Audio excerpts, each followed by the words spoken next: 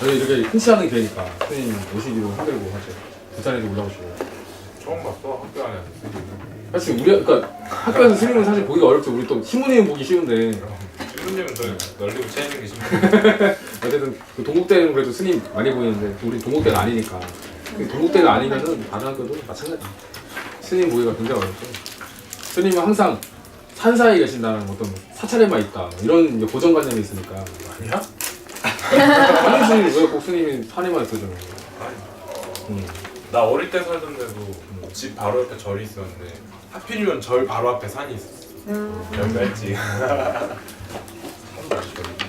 산이 밑에 있고 저희 산 초입에 아예 절이 있고 그 뒤가 산이야.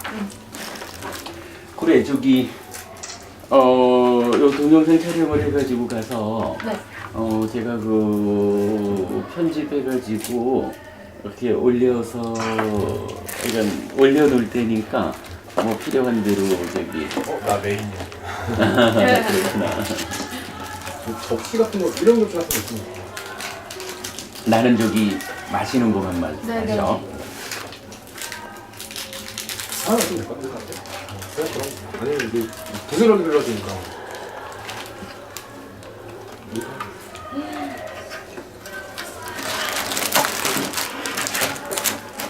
이거 스님 얘기 네. 거죠? 그런데 내 건 어디 갔어?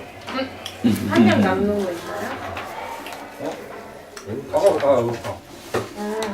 아 10부를 해왔으니까 남는 거예요?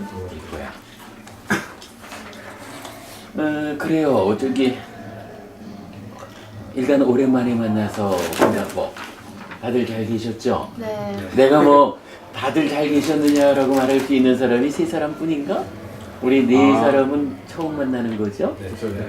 그래 저기 우리 부부님은 또 먼 데 가가지고 공부를 잘하다 오셨으니 축하하고 환영하고 우리 육 회장님은 이제 전임 회장 돼가지고 이제 회장이 아닌데 그래 공부 잘하고 있고 이제 제가 봤는데 그건 안 합니다.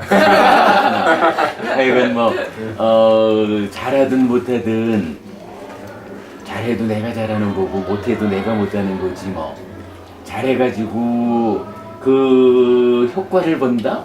잘한 덕을 본다라고 하는 것도 내가 보는 거고 못해가지고 그로 인해서 어떤 불편을 사는데 불편을 겪는다 해도 그거 뭐 내가 겪는 거야. 그러니까 뭐라 할 이유가 없어. 그냥 함께 모여서 공부를 하다 보면 아이고 잘못하면 내 손해구나 싶어가지고 지가 손해 안 보려고 자기 삶을 스스로 행복한 삶을 만들기 위해서 향상하기 위해서 자기 공부를 스스로 하는 거거든요. 뭐 우리 졸업한 선배님처럼 수행을 하자라고 해서 미얀마를 1년 3개월이라 했죠.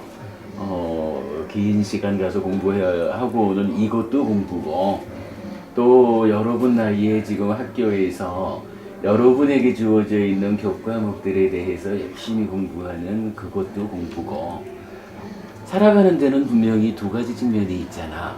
한 가지는 열심히 학교에서 공부해야 되는 그 공부를 해서 세상살이에 뒤지지 않고 일상의 삶에서 경쟁력 있는 삶을 만드는 것도 해야 되는 공부고 그런가 하면 요즘 세상이 힐링이란 말을 참 많이 하지만 우리 삶에 이런 일상의 삶만 가지고 채워지지 않는 또 다른 부분이 있죠. 우리 마음이라고 하는 거는 사실은 쉽게 설명되는 이야기가 아니란 말이죠. 그랬을 때 일상의 삶의 과정에서 생겨나는 이 마음의 불만족, 심적으로 겪어야 되는 이런 불만족이 나의 삶을 참 힘들게 한단 말이죠. 그래서 이러한 마음의 문제를 잘 대응하기 위한 힘을 키워야 한다. 이것 또한 중요한 공부거든요. 그래서 뭐 우리 선배님이 미얀마까지 이래 공부를 하러 갔다 오신 것도 일상의 삶을 여러분들과 똑같이 학교에서 공부를 했고 그 위에서 뭐 누구나 다 그러고 싶지만 못하는 일이지만 용기를 내서 1년 반 정도의 시간을 이 마음을 다스리는 힘을 만드는 그런 공부를 하러 다녀오신 거죠. 아무튼 축하하고 애쓰셨고 공부한 힘이 뭐 수행처에 앉아가지고 수행할 때 그때만 반짝 힘이 있다가 돌아와가지고 세간살이 하다고 할 때는 아무짝에도 쓸모없이 되어버리는 그런 실수를 범하지 말고 그간 공부한 그 힘이 살아가는 데 있어서 정말로 삶의 동력이 될 수 있도록 잘 유지해야 됩니다. 아까 제가 사랑하는 사람들 간에도 관계를 보호하기 위해서 많은 노력이 필요하다 이렇게 얘기를 했지만 공부한 그것도 그래요. 이 공부가 정말로 유지되어서 내 삶에 힘이 되자라고 할 때는 그것도 지속적인 방치하지 않는 노력이 필요한 거예요. 그 일에 게으르지 않았으면 좋겠어.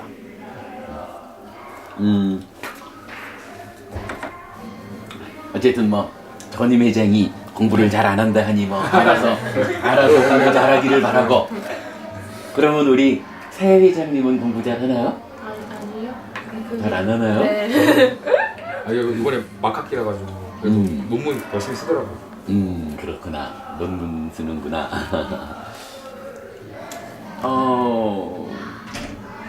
내가 기억하기로 심리학관과 철학관과 그랬던 네, 것 같은데? 철학관. 그래, 어서 오셔요. 앉으셔요. 다 남자야. 너랑 비슷하구나. 뭔가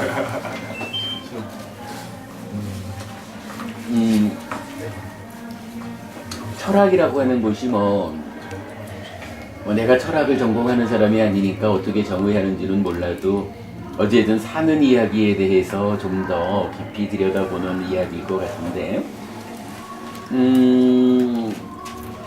현재 세계적으로 그래서 철학과는 조금 다른 영역인지 몰라도 우리 마음의 이야기 내 몸은 어떻고 내 마음은 어떨까 어차피 몸과 마음이 함께 있을 때 나라는 내가 되는 거거든 주인공이죠. 그럴 때 이 마음의 문제를 설명하는 뭐 몇 가지 방법이 있다고요. 그 중에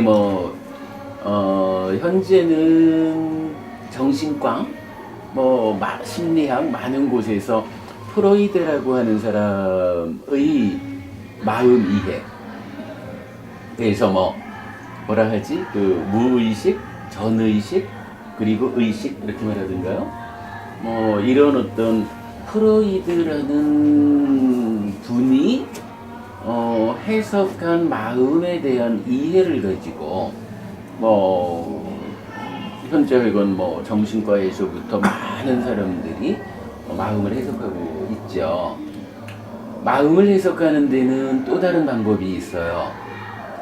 불교 안에도 유식이라고 하는 한 학파가 있어요. 유식학파? 좀 그렇게 말하는 것 같아. 여러분들 아시는 분은 아실 건데 육식이라고 하는 표면적인 6가지 마음이 있고 그 밑에 말라식이라고 하는 이런 한 단계 조금 입체적으로 내려간 좀 내면의 마음이 있고 그보다 더 안에 들어가면 아레아식이라고 하는 아주 내면의 마음으로 이렇게 마음을 좀 해석하는 이제 불교의 한 학파가 있어요. 그런가 하면 또 다른 마음에 대한 해석이 있어요. 요거는 여러분 알고 있지만 이제 지금 제가 이 옷을 입고 있죠. 우리 테라와다 불교라고 하고 니카야라고 하는 이제 불교 안의 근본 경전을 공부하다 보면 부처님이 설명하는 마음 이야기가 있어요.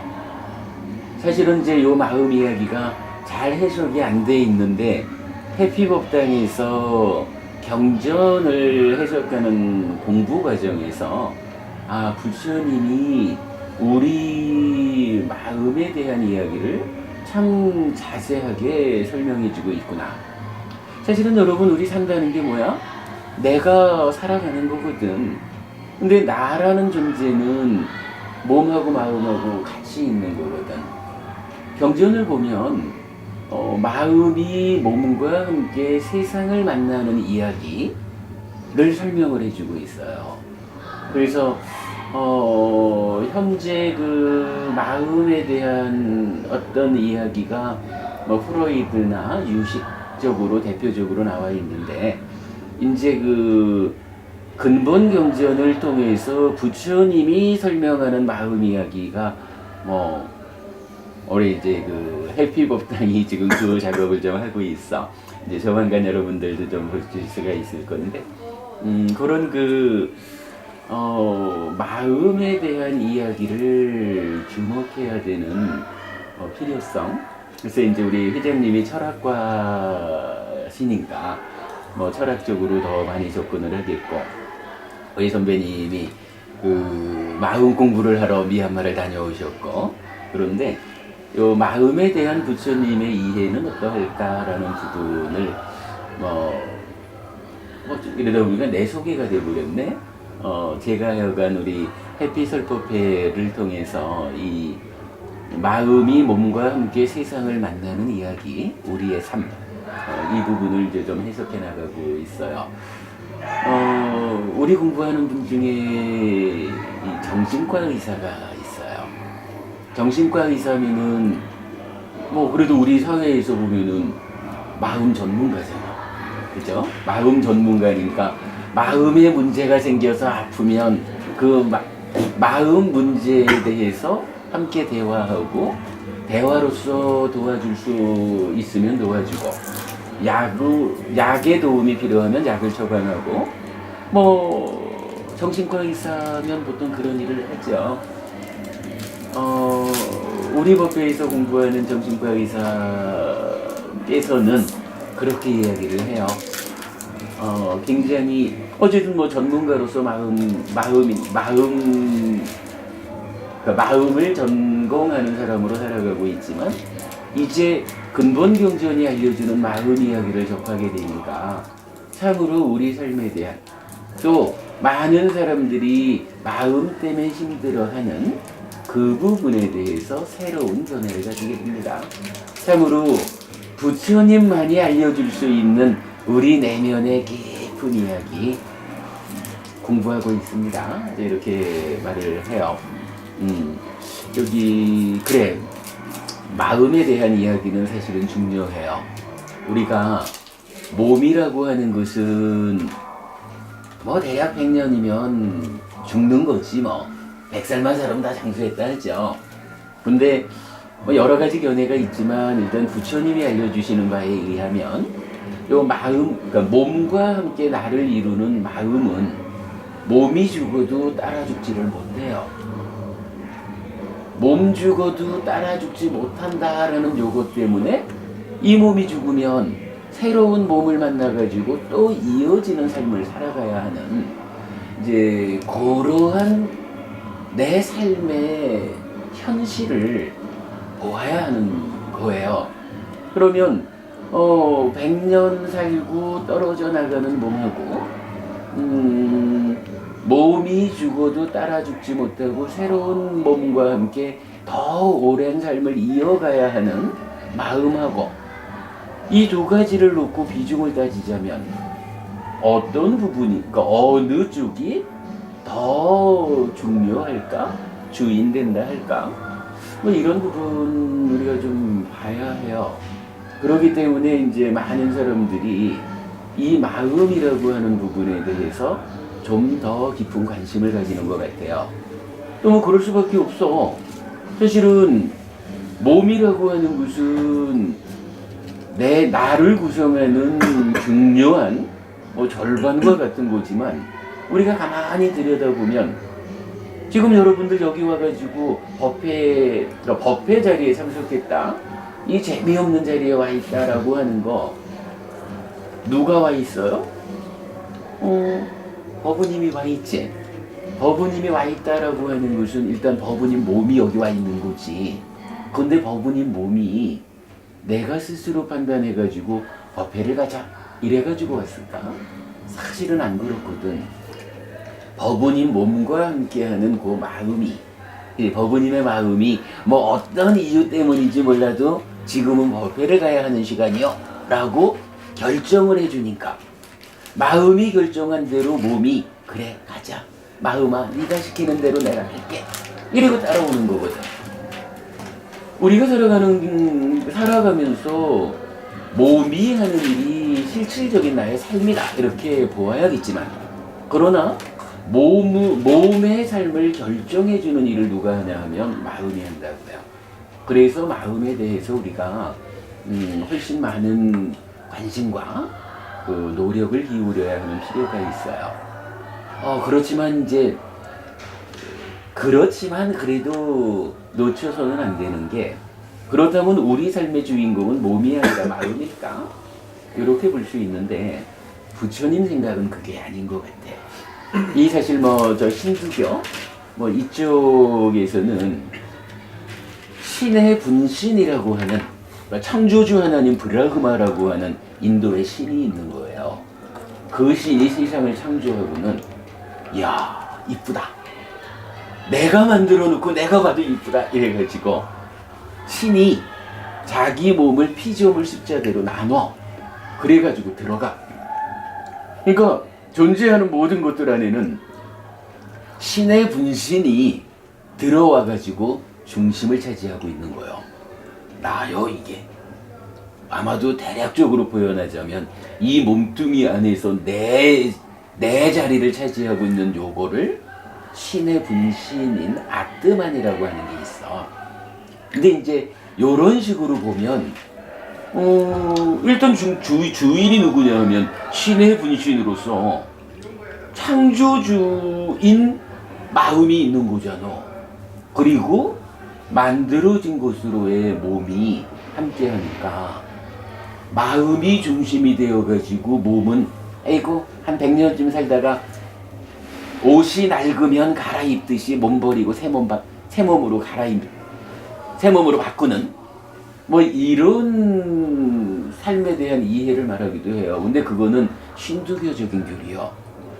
부처님은 이 마음이 결정해서 몸이 따라오는 이런 삶을 산다고는 하지만, 그러나 이 몸과 마음에 대해서 대등하게 가치를 부여하는 것 같아요.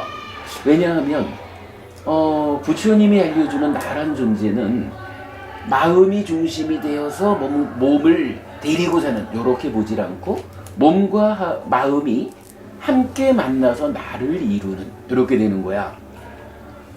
그래서 요 얘기는 뭐냐 하면요, 몸이 있다라고 하는 것은 내가 구성되기 위한 것으로의 마음이 함께 있어야 되는 거야. 역으로 이제 요게 포인트가 되지. 마음이 있다라고 하는 거는요, 마음과 함께 나를 구성하기 위한 몸이 함께 있어줘야 되는 거야. 그래서 몸과 마음의 관계를 경전은 어떻게 말하냐 하면, 부처님은 서로 조건되는 관계다 이렇게 말을 해. 내가 이제 부모님한테 몸이 가자 그래서 왔나, 마음이 가자니까 몸은 따라왔지 이렇게 말을 하지만, 몸이 아무리 가자 그래도 마음이 아무리 가자라고 해도 몸이 병들어서 움직일 수 없으면 못 가는 거예요. 그죠? 마음이라는 게 우리 삶의 중심이 된다라고 말을 하지만, 사실은 부처님 생각은 이 중심이 되는 마음하고 대등한 자격으로 대등한 비중을 가지고 몸이라는 게 있어서 몸 없이 마음 혼자 할 수 있는 것은 아무것도 없는 거예요. 그래서요, 살아가면서 아까 우리가 공부를 2가지로 말했잖아. 여러분들 학교에서 그 일상의 삶을 잘 살아내기 위해서 공부하는 이 한쪽이 있는가 하면, 그 가운데 마음에 주목해서 힐링 이래서 마음 공부하러 다녀오신 이 2가지 공부가 다 우리 사는데 중요하다라고 하듯이, 내가 살아가는 데 있어서 중요한 것은 마음뿐이 아닌 거야. 마음도 중요하고 또한 마음과 대등하게 몸도 중요해. 그리고 부처님이 알려주는 이 마음은 힌두교에서 말하는 신의 분신으로서의 신의 자격을 가지는 그런 마음이 아니요. 부처님이 알려주는 요 마음은 뭐 여러분 뒤에 기회가 되면 뭐 공부할 수 있겠지만 이 마음은 불교적인 말로 조건 지어진 거야. 우리가 살아가는 가운데 내가 지금 어떠한 행위를 할까라고 하면 요 하나의 행위를 통해 가지고 하나의 마음이 생겨나서 내 마음을 구성해. 여러분 저기 오온이라는 거 아나? 저기 반야신경 할 때 보면은 색수상행식 오온 이런 이야기 나오지. 요게 색수상행식이라는 5가지 이거 그 중에 요 식이라고 하는 게 마음을 말하거든. 근데 이 마음이라는 게 오온 5가지 온 중에 하나야. 그러니까 식온이야. 온이라는 말이 뭐냐 하면 쌓여 있다는 거야. 무더기, 덩어리. 이 식이라고 하는 마음은 그냥 힌두교식으로 창조주 하나님의 분신이 내 안에 들어와서 중심이 되는 요런 마음이 아니고 매 순간순간의 행위를 통해 가지고 매 순간순간 만들어져서 머무는 요 식이 쌓이고 쌓여가지고 덩어리를 이루는. 그래서 매 순간의 삶을 통해서 지속적으로 변화하는 마음이 부처님이 알려주는 우리 마음이야. 내 몸과 함께하는 요 마음이 그런 마음이라. 뭐 좀 어려운 얘기니까 뒤에 여러분 관심 있는 분 공부하기로 하고, 중요한 거는 하여간 그거지 뭐. 우리 마음이라는 게 어떤 그 신의 창조라고 하는 설정에 의해서 고정되어 버린 실체적인 어떤 것이 아니고 내 삶의 과정을 통해서 지속적으로 변화하는 거. 그러니까 아까 제가 가서 공부를 하고 오셨지만 그 공부가 공부할 때만 쓸모 있고 이런 공부가 되면 안 된다. 이 공부를 유지하기 위한 노력이 필요하다. 이렇게 말했지만 왜 노력이 필요하냐 하면 그런 거야. 마음 자체가 매 순간 변하는 거거든. 그러니까 매 순간 새로운 알갱이가 만들어져서 쌓임으로써 덩어리 자체를 바꿔가는 거거든. 그렇다면 아무리 1년 반 동안 미얀마 가가지고 열심히 수행을 해가지고 좋은 마음 상태를 만들어 갖고 왔어도 이제 한국에 돌아와가지고 살아가는 동안에 그 마음 공부한 그 힘을 좀 내려놓고 그냥 남들처럼 살아가면 사는 동안에 또 새로운 마음들이 만들어가지고 그 위에 포개어지잖아. 지속적으로 바뀌거든. 지금 멀리 가가지고 열심히 잘 공부해가지고 잘 만들어온 요 마음이 이제 살아가면서 새롭게 만드는 안 좋은 마음이 있다면 그곳에 의해 가지고 가려버린다고. 그러기 때문에 우리 마음은 매 순간순간 새로워지는 거야. 내가 어떠한 행위를 하느냐에 따라서 새로운 마음 상태로 달라져 가는 것. 부처님이 알려주는 마음의 가장 큰 특징은 그거예요. 그러니까 몸과 서로 조건되는 것이라서 혼자 있을 수 없는 마음 반, 몸 반에서 나를 구성하는데 요 마음도 지속적으로 변해가는 것이다. 그러면 우리가 공부하지 않고 방치하면 이 마음이라는 것이 그저 맛있는 거 하나 더 먹으려는 요런 욕심, 조금 마음에 안 들면 버럭 화내는 뭐 요런 가운데에서 퇴보한다고 말합니다. 마음 상태가 나빠지니까 여러분 지금 대학 다니면서 꿈 같은 삶을 기대하고 있는지 모르지만 대학 졸업하고 또 다른 삶에 마주쳤을 때에 그 삶이 좀 성에 안 차고 불만스럽고 이러면은 그걸로 인해 가지고 아름다운 꿈꾸던 삶은 어디 가버리고 내 삶이 거칠어진단 말이야. 퇴보하는 거거든. 이렇게 변화할 수 있다라는 부분을 주목하면 이제 여러분 스스로가 어떻게 하면 내 마음을 아름답게 향상하는 마음으로 그래서 몸과 함께 하는 이 마음, 내가 죽을 때까지 더 아름답고 향상하는 삶을 살 수 있을까? 그리고 아까 얘기한 거지만 몸이 죽는다 그래서 이 마음이 따라 죽지 못한단 말이야.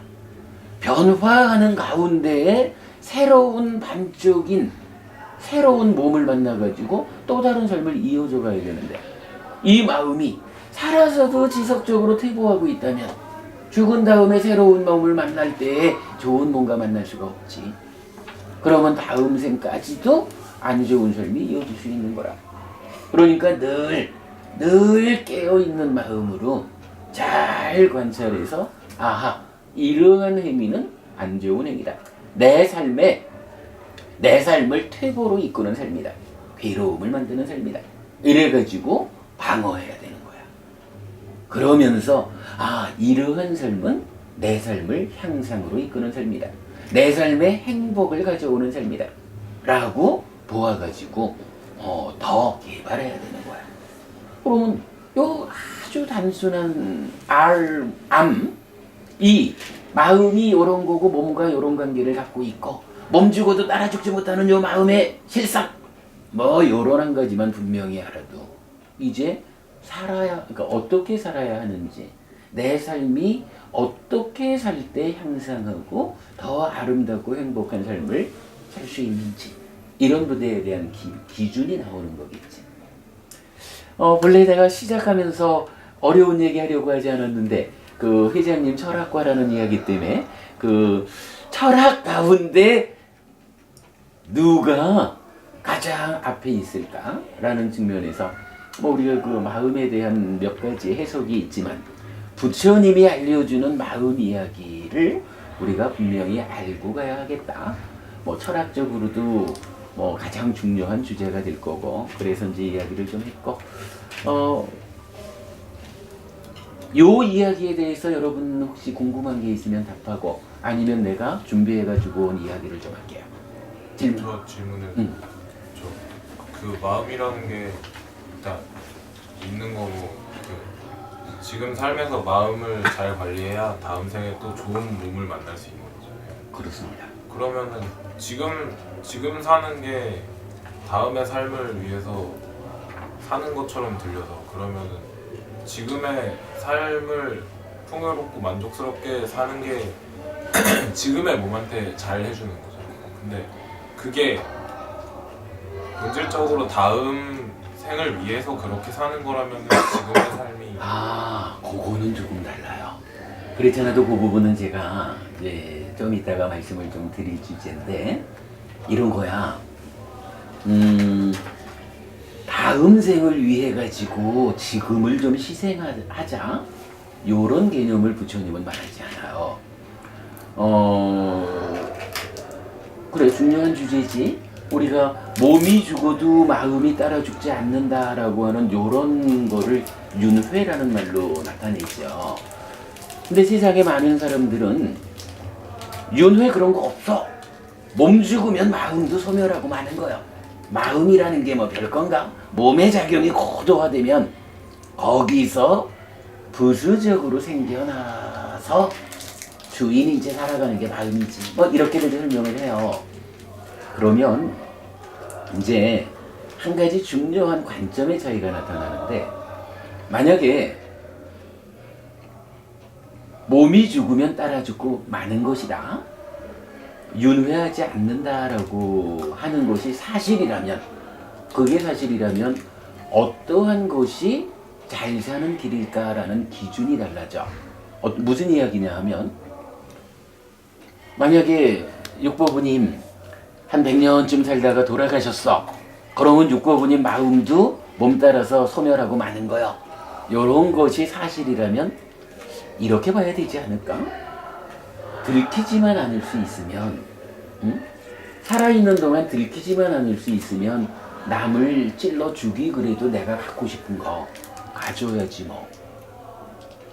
들키지만 않을 수 있으면 도둑질도 하고 거짓말도 하고 바람도 피고 해서 어차피 한 번뿐인 인생인데 요 몸으로 한 100년 살다가 죽으면 끝이잖아.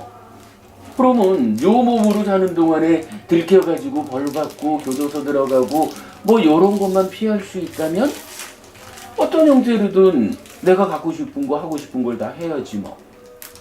그런데요, 만약에 사는 게 그게 아니고 몸 따라 죽지 못하는 요 마음이 변화하는 거지만 변화의 과정에 새로운 몸과 함께 또 다른 삶을 살아야 된다면 이 마음 입장에서는 변화의 과정에 동일한 삶을 유지해가는 거요.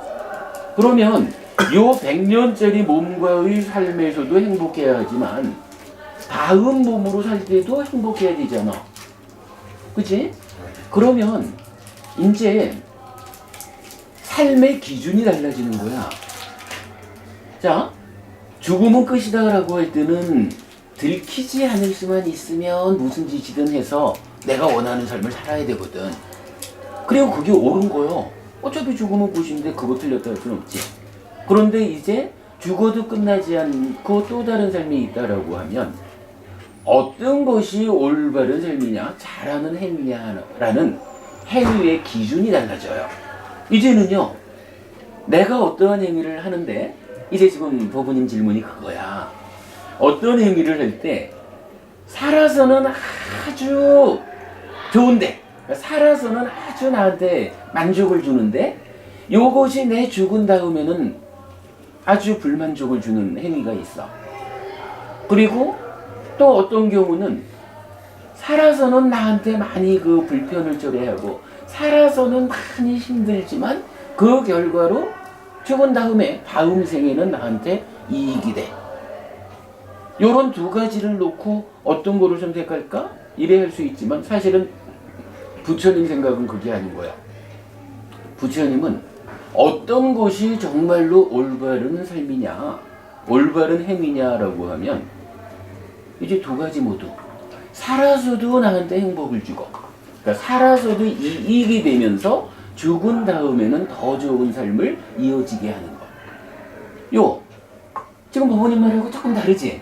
법부님은 제가 말한 거를 듣기에 따라서는 다음 생을 잘 만나기 위해서 금생을 좀 희생하는 요런 걸 하면 그거 좀 곤란하지 않습니까? 이런 취지의 질문이었거든. 그런데 부처님 말씀은 그게 아니고 어떻게 사는 것이 살아서도 이익이 돼, 나한테 행복이 돼, 그러면서 그것이 동시에 죽은 다음에는 더 좋은 삶을 이어지게 하는 양쪽 측면에서 효과를 내는 그러한 방법이 잘하는 일, 올바른 일이다, 올바른 행위다, 이렇게 알려주는 거거든. 그러면 이제 사실 우리가 알아야 되는 게 있죠. 어떻게 사는 것이 살아서도 이익되고 죽어서도 더 좋은 삶이 이어질까? 부처님은 거기에 이제 그 몇 가지로 답을 줘요. 첫째로는 불교 신자한테 기본이 되는 게 뭐냐 하면 5계라는 게 있어. 5가지 그 삶의 질서거든요. 5계 뭐냐 하면 첫째가 그 불살생이라고 하는데 죽이지 말라라는 개념보다는 더 이제 기본적인 의미가 다른 생명을 해치지 말라는 거야. 다른 생명을 괴롭히는 거. 다른 생명을 해치면 이게 아무래도 안 그러겠어요? 내가 내 옆에 있는 누군가를 좀 해코지를 해, 괴롭히면 지가 지금은 힘이 부족해가지고 아우 왜 그러셔요? 이러는지 몰라도 살다가 보면 그래 언젠가는 기회가 있겠지. 내가 지금 너를 괴롭히면 너의 입장에서는 지금 힘이 있으면 지금 돌려줄 거고 지금 힘이 부족하면 꽁 하고 있다가 살아가는 동안에 언젠가 기회만 생기면 나한테 돌려주는 거야. 그리고 이게 말이죠, 부처님 가르침에 의하면 이 몸뚱아리로 있을 때 괴롭힌 거 형편이 살아서는 나나 지나 살아있는 동안에는 안갚음을 할 수 있는 기회가 안 생길 수도 있어. 내가 지속적으로 자기 사장하고 있으면 해코지 못할 거 아니야. 이런 거는 몸이 죽어서 다음 몸으로 살아가도 이 마음은 유지되는 삶이잖아. 다음 생 언젠가도 그런 안갚음은 받기 마련이라는 거거든. 그래서 부처님이 그 어떠한 것이 올바른 행위냐라고 할 때 첫 번째로 다른 생명을 해치지 마라, 괴롭히지 마라. 그 해침의 끝에 가면 뭐가 있어요? 모든 해침의 끝은 죽이는 거잖아. 그래서 이제 이게 불살생이라고 번역이 되어 있지만 경전이 알려주는 것은 다른 생명을 해치지 마라 라는 거거든. 그게 5개의 첫 번째예요. 그리고 두 번째가 불투도. 투도 하면 이제 도둑질하지 말라는 거죠. 근데 이것도 경전이 알려주는 이야기는 주지하는 거는 갖지 말라는 거야.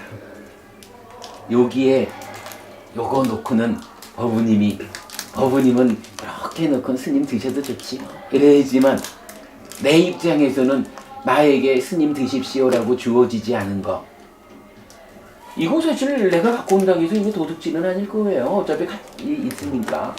그런데 스님 드셔요라고 나한테 주어지지 않은 것은 갖지 마라 라고 하는 게 사실은 불투도라고 하는 두 번째 계율이야. 이게 제가 뭐 이제 저를 예를 들어서 그렇지만 우리가 실제로 살다 보면 훔친다라는 거하고 나에게 주어지지 않는 것을 갖는다라는 게 조금 그 차이가 있어. 그래서 약간 5개의 두 번째는 그 주어지지 않은 것은 가지지 않는다. 그것의 끝은 뭐 훔치는 거지 뭐. 그래서 불투도 이렇게 되거든요.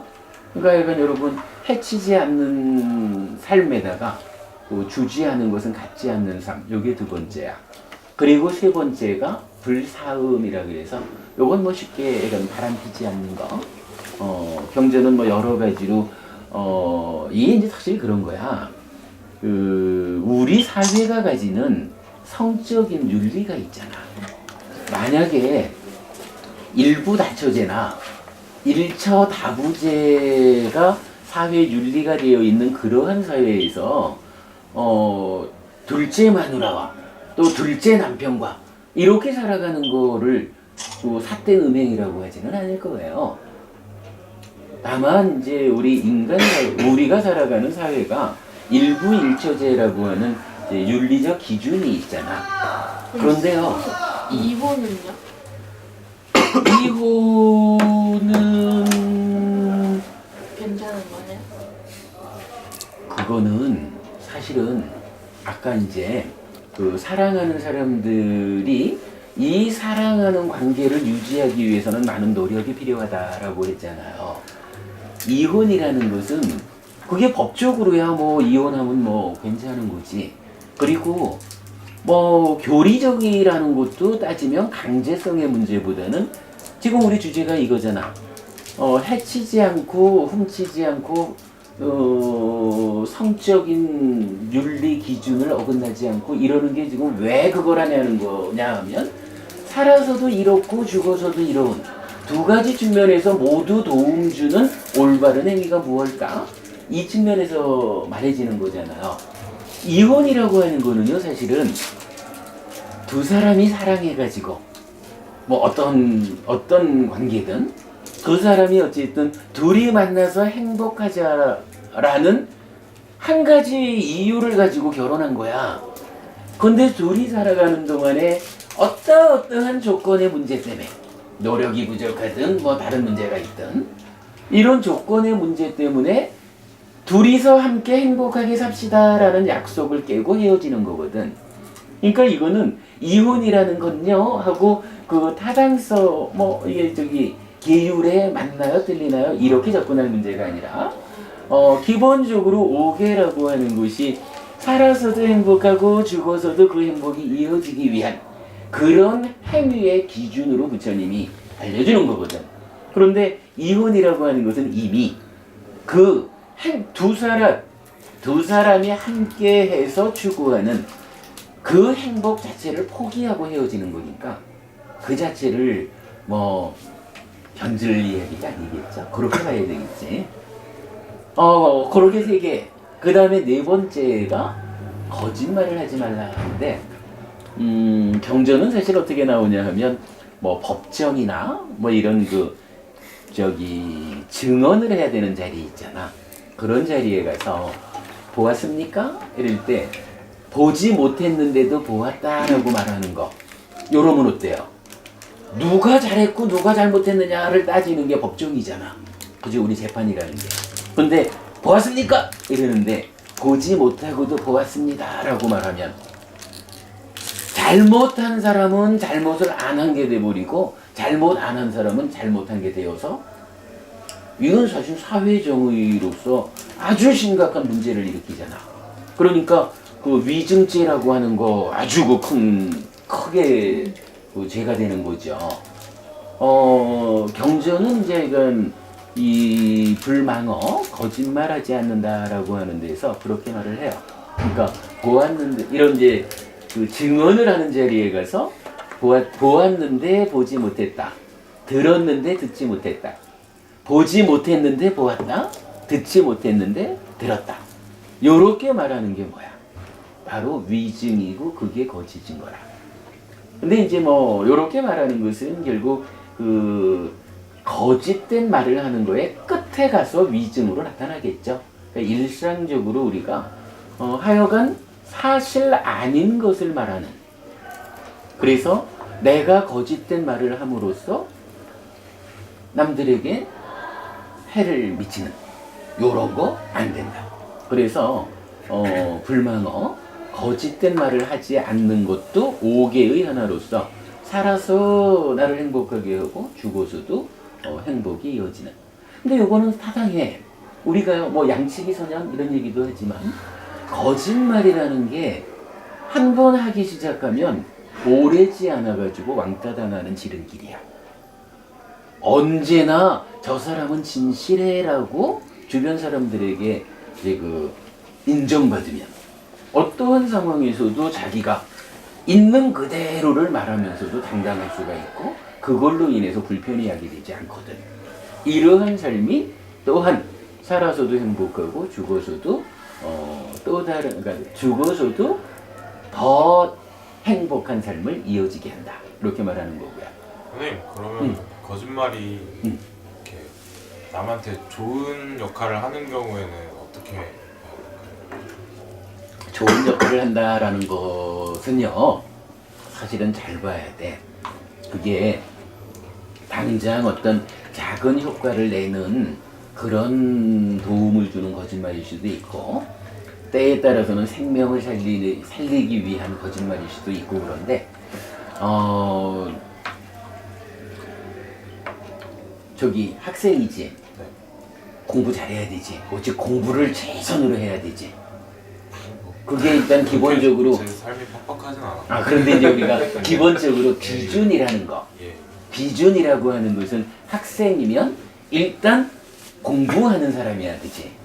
그런데 우리가 살아가는 실제적인 우리 삶은 학생이라고 해서 학생의 기준 요것만 맞춰가지고 사느냐 하면 그렇지는 않아. 그런데 뭐 이것저것 다양한 일을 함께 하면서 살아가지만, 그러나 그래도 내 안에 내가 지금 학생으로서 앞으로 한 80년의 삶을 준비하기 위한 공부하는 사람이요. 이 공부에 부족함이 있어서는 안 돼 라고 기준을 명확히 하는 가운데에 뭐 삶을 풍요롭게 하기 위해서 여러 가지 일을 함께 하는 사람하고, 그러니까 그런 학생하고 그냥 노는 데 빠져가지고 내가 지금 공부해야 되는 학생이요라는 기준을 놓치는 사람하고 결과가 좀 다르겠지. 사실 지금 부부님 질문하신 부분은 참 답변이 어려워. 경전은 어떠한 말을 해야 하고 어떠한 말을 하지 않아야 하느냐에 대해서 여러 개의 경전을 통해 가지고 부처님이 진실한 말도 때에 맞지 않으면 하지 않는다 라거나, 진실하지 않은 말은 어떠한 경우에도 하지 않는다 라거나, 뭐 다양하게 말을 하는 테크닉을 알려주는데, 그거는 좀 상세한 이야기는 뒤에 우리가 공부를 더 하기로 하고, 지금 질문하신 데 대한 단적인 답은 사실은 어려운 질문이에요.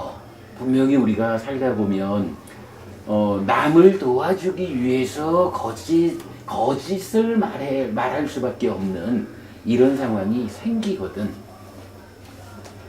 모르겠어. 나 답하기가 좀 어려워.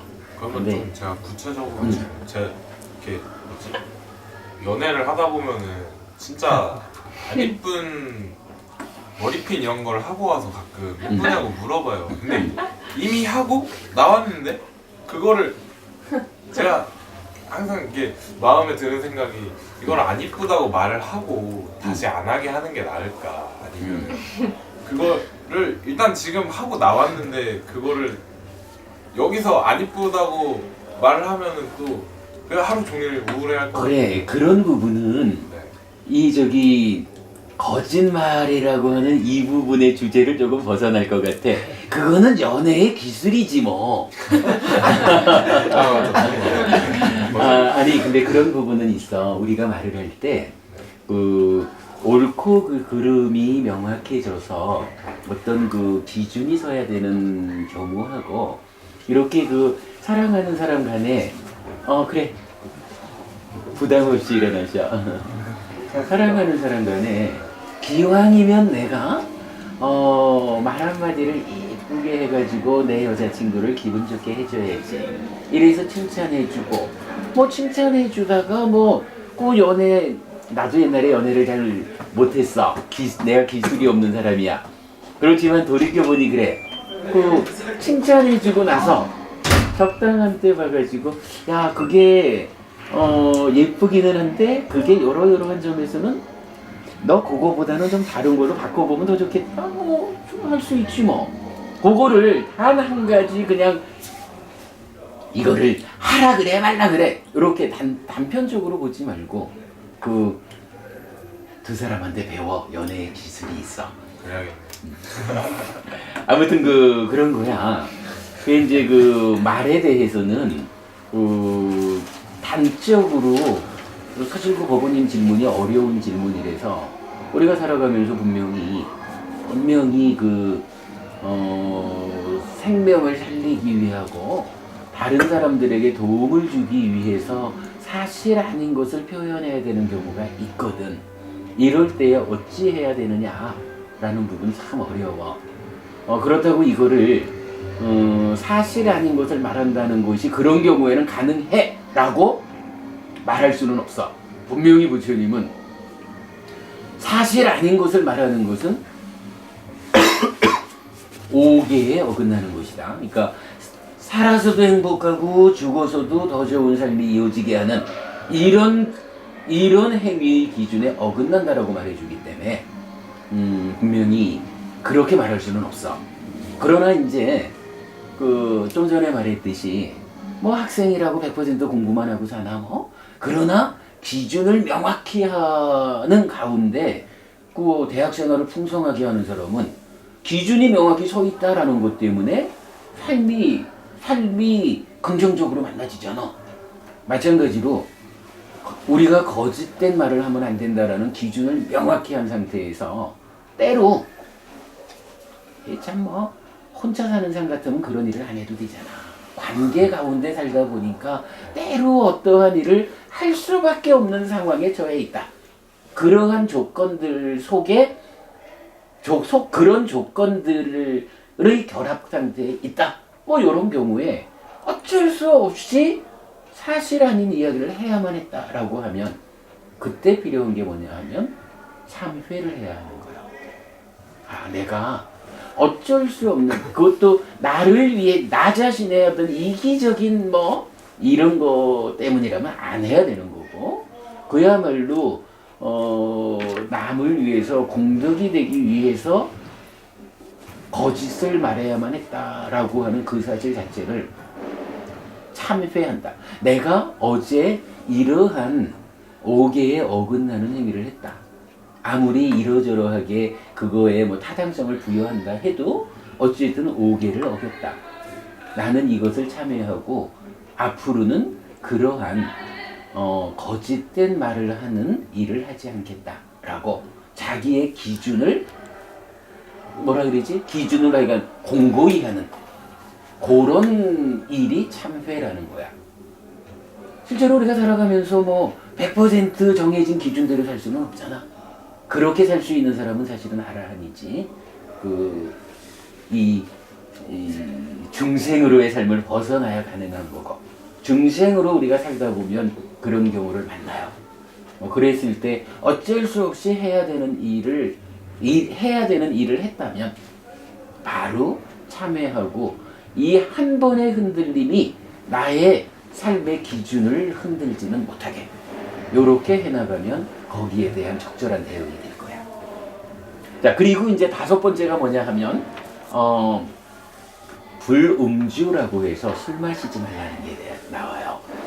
술이라는 거 경전에서는 술을 어떻게 정의하냐 하면 타락의 입구라는 그 몇 가지 행위가 있어. 밤늦은 길을 홀로 배회한다든가 뭐 이제 이런 그러니까 위험에 노출되는 어떤 6가지인가를 모아서 그 타락의 입구, 그 얘기는 뭐야? 문 열고 들어가면 떨어진다 이거잖아. 그 타락의 입구라는 행위 중에 첫 번째로 그 술 마시는 행위를 알려줘요. 그러니까 술이라는 건 뭐냐 하면 한 잔 마실 때마다 문 열고 떨어지는 일을 반복하는 거야. 근데 사실 술이라는 게 아주 매력적이고 좋은 거잖아.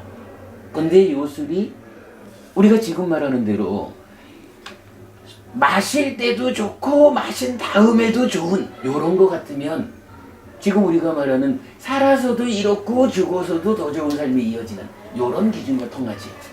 근데 술이라는 건 어떤 거냐 하면 마실 때는 좋은데 마신 다음에는 돈도 아깝고 조금 과하면 기억이 안 나. 아니면 내가 어제 왜 기억은 나는데 왜 그런 짓을 했을까? 이게 아니 아주 이게 단적인 표현 아니야? 술이라는 것이 주는 술이 가지는 기본 특징이 마실 때는 아주 좋은데 마신 다음에는 그 좋음이 이어지지 못하고 많이 마신 만큼 후회가 이어지는 거잖아. 부처님은 이 옥에 이런 개를 말할 때 개의 의미는 무엇입니까? 라고 할 때 후회하지 않음에 있다 이렇게 말해요. 개를 지키는 삶은 후회가 뒤따르지 않는다는 거야. 근데 술이라는 건 뭐냐 하면 마실 때는 좋은데 마신 다음에는 아이고 배야 이러면서 후회하는 거거든. 그래서 술 물론 이제 좀 폭넓게 말하면 이제 중독적인 거 있지. 술이나 마약이나 게임이나 뭐 노름이나 뭐 여러 가지 그러니까 일단은 만사 제쳐놓고 그걸 해야 되는 뭐 이런 중독적인 거. 이 중독적인 것들이 갖는 특징이 뭐냐 하면 하는 동안에는 가장 좋은데 하고 난 다음에는 후회가 따르는 거거든. 물론 뭐 이제 5개라는 5가지 모두가 이거를 지키지 않는다는 자체가 뭐 남을 해쳐도 뒤에 그 안 좋은 결과가 따라오니까 후회되는 거고 그렇지만 그 중에 이런 특히 비중 있게 부처님 말씀하시는 거 요거 술을 마신다 중독성 있는 것들을 한다라는 것은 하여간 그 동안은 좋은데 그 시간 지나고 나면 후회가 뒤따르는 거야. 그걸로 인해서 내 삶에 엄청난 파멸이 뒤따르거든. 그러니까 표현에 딱 맞아. 타락의 입구야. 문 열고 들어가 떨어지는 거야. 그래서 이제 이렇게 5가지로 불교 신자의 근본이 되는 기준을 부처님이 말해주는데 요 5개 이 기준이 해결 의미가 뭐냐 하면 이제 법원님 말씀하신 그거야. 우리가 몸과 마음이 자 오늘 여러분 꼭 기억하시고요. 부처님이 그 바른 견해라고 해서 알려주는 것에 첫 마디가 경전은 여러 곳에서 저 세상은 있다라고 말을 해줘요. 뭐 여러분 뭐 젊은 사람들이 뭐 이렇게 얘기할 때 뭐 죽은 다음이 뭐 어쩌고 저 세상이 이러면은 그거 고리타분하다 이럴지 몰라도 사실은 부처님 가르침의 출발은 저 세상이 있다라는 거야. 저 세상이 있다는 게 뭐야? 살다가 100년짜리 이 몸이 수명이 다해서 죽으면 이 몸이 따라서 소멸하지 않고 이 몸의 삶이 이어지기 위해서 새로운 몸과 만나서 다음 생을 살아가게 된다 이거잖아. 윤회한다 이거잖아. 저 세상은 있다 이거거든. 그러면 왜 부처님이 저 세상은 있다라는 것을 첫 번째 이야기로 꺼내놓느냐 하면 바로 이거야. 지금 우리가 말하는 세상을 어떻게 보느냐, 나의 삶이 100년짜리 단편적인 삶이라고 아느냐, 아니면 새로운 몸과 함께 다음 생을 이어서 가는 삶이다라고 아느냐, 요것에 따라서 어떻게 사는 것이 올바른 삶입니까? 행위의 기준이 달라지거든. 자, 오늘 이야기 거의 이 얘기로 그냥 마무리를 해도 좋을 것 같네. 네. 행위의 기준이 바로 요거. 저 세상이 있다. 몸 죽어도 이 마음이 따라서 소멸하는 것이 아니고, 좀 과하게 말하면 이 마음은 죽고 싶어도 죽지도 못해. 언제까지? 부처님 가르침을 배워서 수행해가지고 해탈이란 말 알지 여러분? 해탈해서 열반을 실현한다. 아라한된다. 윤회에서 벗어날 때까지는 이 마음은 죽고 싶어도 죽지도 못하는 놈이야 이게. 그러한 삶의 현실을, 우리 삶의 현실을 명확히 알아야 이제 어떻게 사는 것이 올바른 삶일까?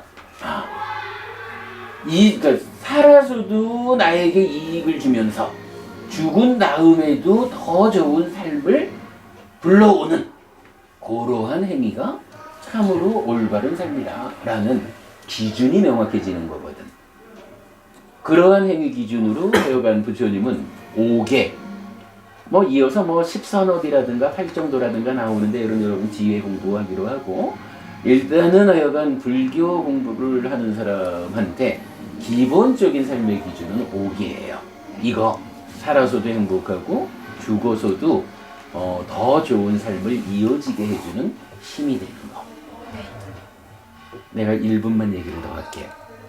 이 이야기를 하다 보면 이제 해피 캠페인이라 그래서 이제 내가 캠페인을 하나 올려놓은 게 있어요.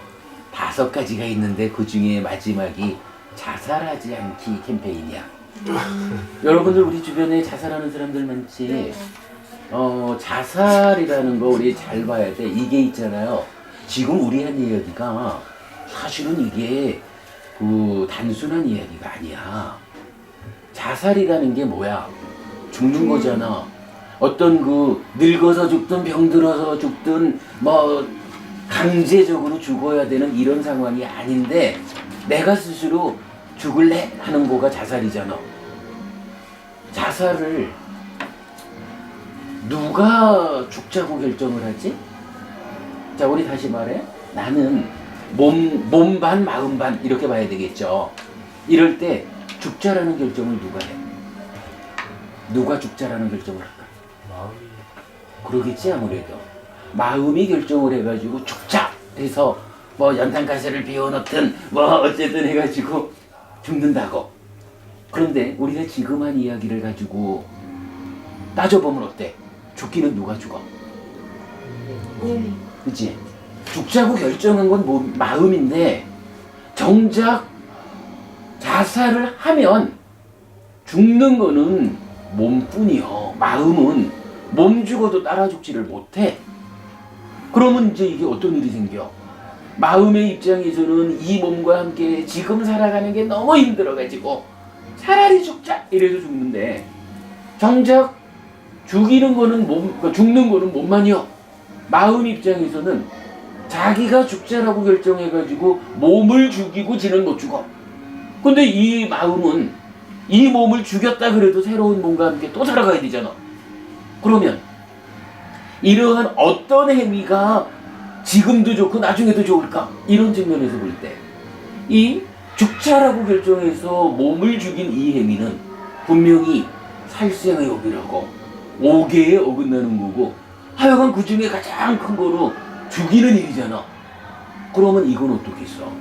지금도 너무너무 힘들어서 죽고 싶을 정도인데 막상 자살이라는 죽는 행위를 하고 나면 지는 못 죽고 몸만 죽이고 이 마음은 이 살생의 업까지 더 뒤집어 써가지고 또다시 살아가야 돼.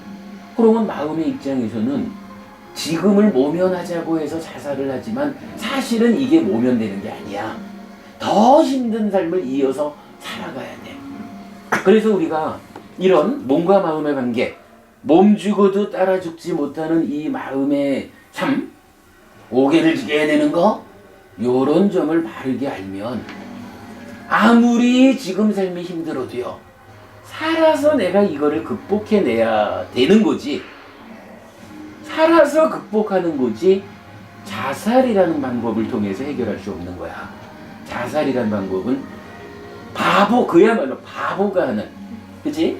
이런 내 삶을 바르게 보지 못하는 바보가 하는 최악의 선택이거든. 부처님 공부를 하면 자살하지 않아야 되는 이유가 명확해져요. 주변의 친구들 저기 죽을까? 시집 간다는데 죽지 마. 이런 말 하는 친구들이 있으면 애는 농담. 아니 근데 우리 지금 청년 자살률이 심각하잖아. 가까이도 있나? 그러면 아까 아까 왜 바른 법을 안내해 준 사람의 은혜가 크다 이랬잖아. 마찬가지요.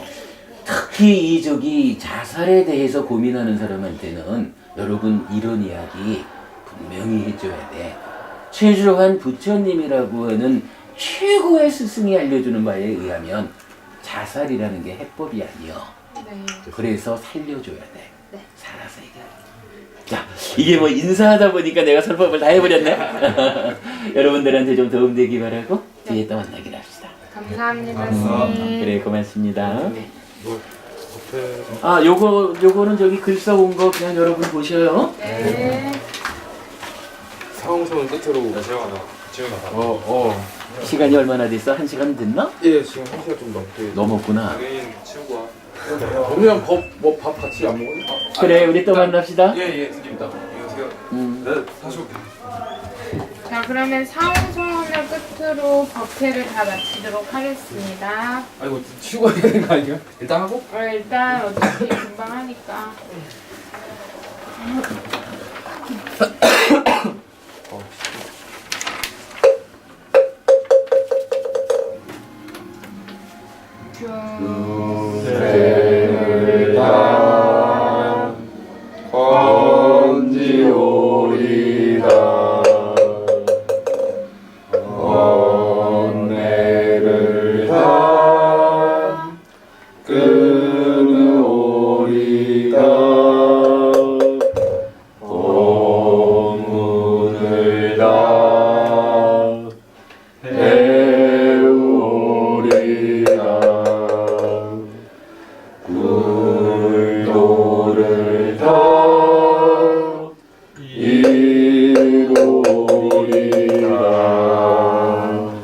이것으로 2558년 10월 29일 법회를 마치도록 하겠습니다. 모두 성불하십시오. 성불하십시오.